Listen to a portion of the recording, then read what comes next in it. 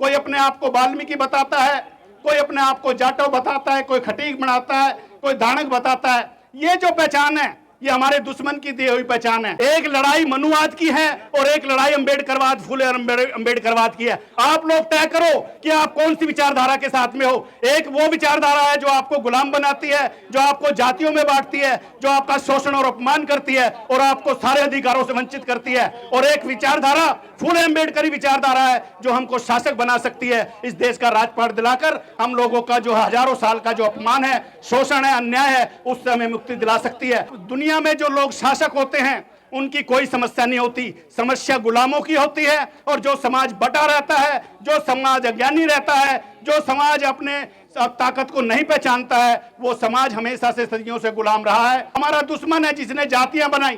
कल तक वो कहता था कि जातियां भगवान ने बनाई हैं, लेकिन आज वो कह रहा है कि जातियां हमने बनाई हैं। मैं अपने महापुरुषों को नमन करता हूं, जिनके त्याग, संघर्ष, बलिदान की वजह से यह सब संभव हो पाया कि हम लोग आज इस हालात में हैं कि जब भी कोई अन्याय या शोषण होता है तो हम बुलंद तरीके से अपनी आवाज़ को रख पा रहे हैं। एक समय था जब ये अधिकार भी हमारे पास में नहीं था।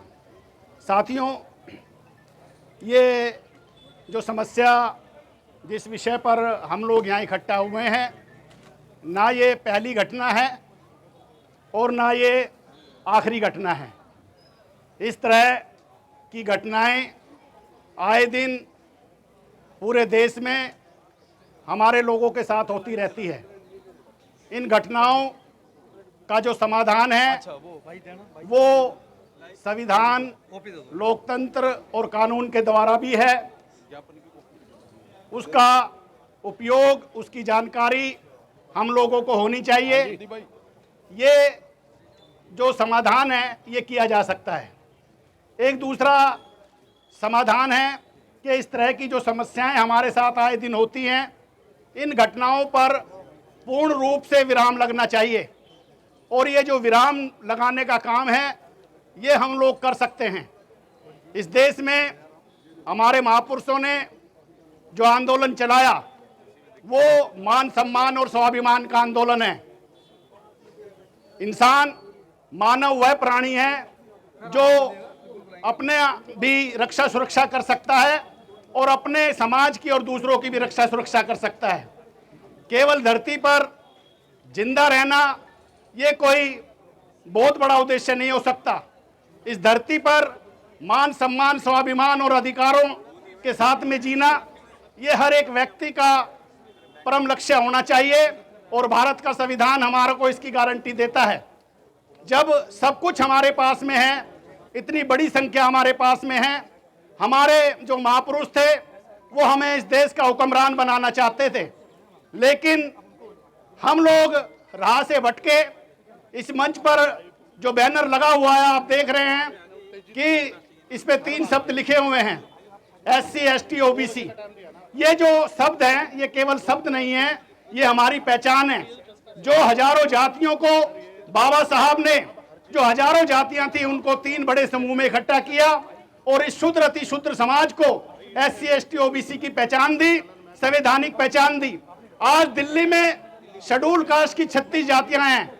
ये 36 जातियां अपने आप को शेड्यूल कास्ट तो कहती हैं जब इनको कोई हक अधिकार लेना होता है, लेकिन अपनी सामाजिक पहचान और अपनी ताकत को बनाने के लिए हम लोग कोई प्रयास नहीं करते हैं।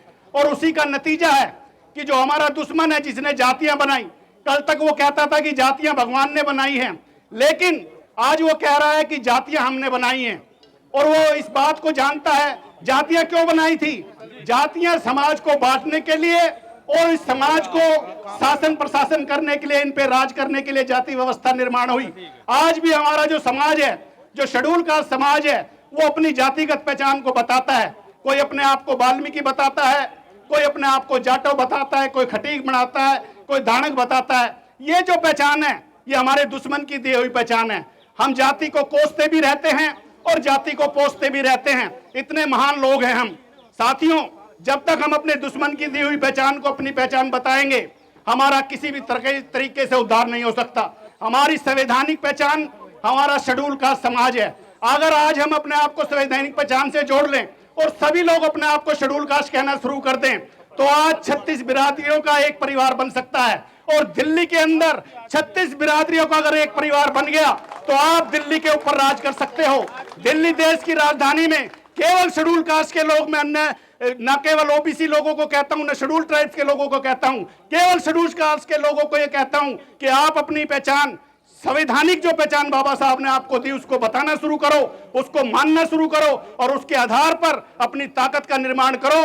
आप दुनिया में जो लोग शासक होते हैं उनकी कोई समस्या नहीं होती, समस्या गुलामों की होती है। और जो समाज बटा रहता है, जो समाज अज्ञानी रहता है, जो समाज अपने ताकत को नहीं पहचानता है, वो समाज हमेशा से सदियों से गुलाम रहा है और आगे भी रहेगा। इसलिए मैं आप लोगों से अपील करने के लिए इधर आया हूं कि आप लोग अपनी संवैधानिक पहचान को बनाएं और इस देश के अंदर एक बड़ी ताकत का निर्माण करें। आप सामाजिक संगठनों से जुड़ें।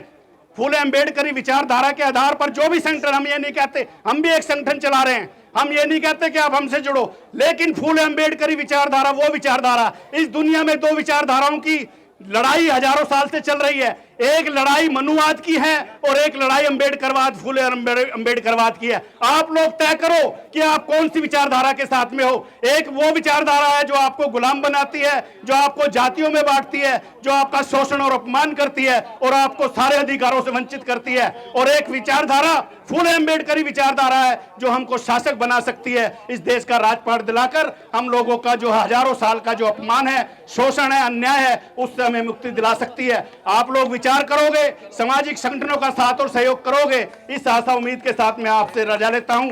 जय भीम, जय भारत।